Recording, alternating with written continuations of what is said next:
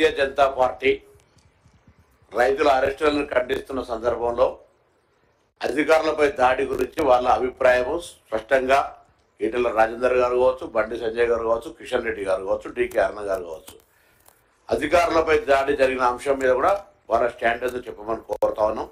ఊరికేనే రైతుల మీద ముసలి కన్నీరు కార్చేటువంటి పరిస్థితి కాదు. దాని తర్వాత తెలంగాణ ప్రభుత్వం ప్రజాపాలన ప్రభుత్వం అని ముందు నుంచి చెప్తా ఉన్నాం.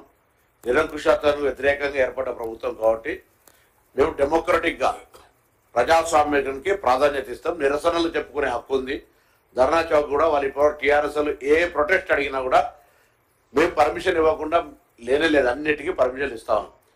ఇప్పుడు కూడా ప్రతి అంశం మీద ప్రొటెస్ట్ చెప్పుకునే అవకాశం ఉంది. దానికి సంబంధించి న్యాయస్థానంలో పోయే హక్కు ఉన్నది. కానీ ఇదే సందర్భంలో గౌరవ ఉప ముఖ్యమంత్రి గారి ద్వారా రాష్ట్రంలో ఉన్నటువంటి పోలీసు అధికారులకు కూడా సూచన ఆదేశాలు, ఎక్కడైనా నిరసనలకు అవకాశం ఇవ్వండి, కానీ పరిధి దాటి చట్టాన్ని చేతిలోకి తీసుకుంటే చట్టం తన పని తను చేసుకొని పోయే విధంగా పోలీస్ అంటే కడక్ పోలీస్, ఫ్రెండ్లీ పోలీస్తో పాటుగా కడక్ పోలీస్ ఉండే విధంగా వ్యవహారం చేయాలి. ఇట్ మీన్స్ మేము డెమోక్రసీకి నియంతృత్వంగా ఆపేటువంటి ఆలోచన లేదు. కానీ చట్టం తన పని మీద మేము చట్టాన్ని చేతిలోకి తీసుకుంటే కూడా చూస్తూ ఊరుకోవడానికి వీళ్ళదనే మాట కోరుతాను. దయచేసి ఇది ఇంపార్టెంట్. బీజేపీకి సంబంధించిన వాళ్ళు స్పష్టంగా సమయం చెప్తున్నాం.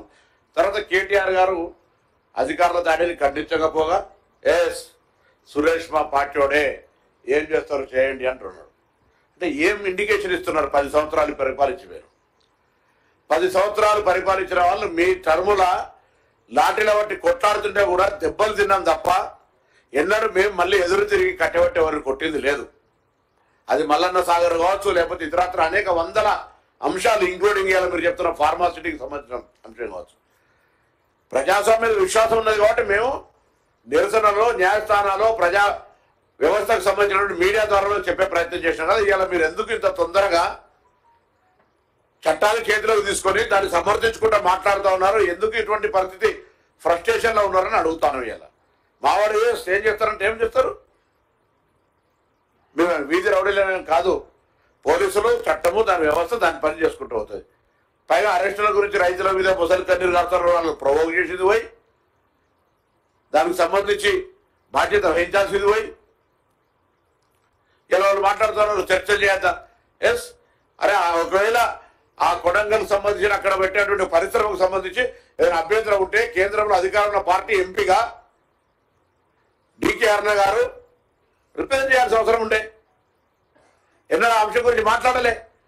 ఇవాళ మాట్లాడి మా అధికారులను దాడిని వారు సమర్థించినట్టు మాట్లాడితే కేంద్రంలో డిఓపిటి అధికారులు వీళ్ళ చేష్టాలు గమనించే అధికారులు ఇటువంటి నాయకుల పట్ల డిఓపిటికి చెప్పాల్సిన అవసరం అక్కడ పడేటువంటి కేంద్ర ప్రభుత్వాలు చూసేటువంటి శాఖ వాళ్ళు గమనించాలి వీళ్ళ మాటల్ని.